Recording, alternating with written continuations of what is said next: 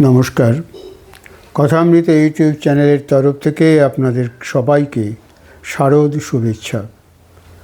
বোধন হয়ে গেছে, দেবীর আগমন সম্পন্ন হবে।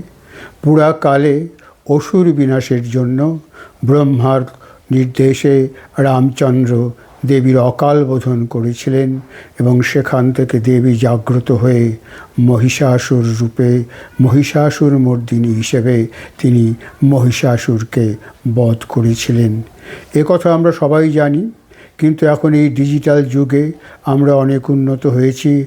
আমরা আর্টিফিশিয়াল ইন্টেলিজেন্সের যুগে আস্তে আস্তে প্রবেশ করছি। আমাদের জীবনযাপনের পদ্ধতি ধারা সমস্তই নাকি উন্নত হচ্ছে, আমরা প্রগতির দিকে এগিয়ে যাচ্ছি।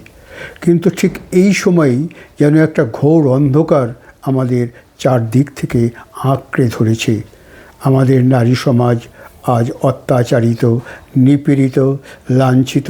প্রতি পদে পদে বিভিন্নভাবে তাদেরকে সব অসুররা আক্রমণ করছে, তাদেরকে উপভোগ করতে চাইছে এবং এই জ্যান্ত অসুররা সমাজের সর্বত্র সব জায়গায় শিক্ষিত অশিক্ষিত সবাই কিন্তু অসুর রূপে তাদের সেই মানসিক বিকৃতিকে এই দেবীদের উপর তারা চালিয়ে যাচ্ছেন।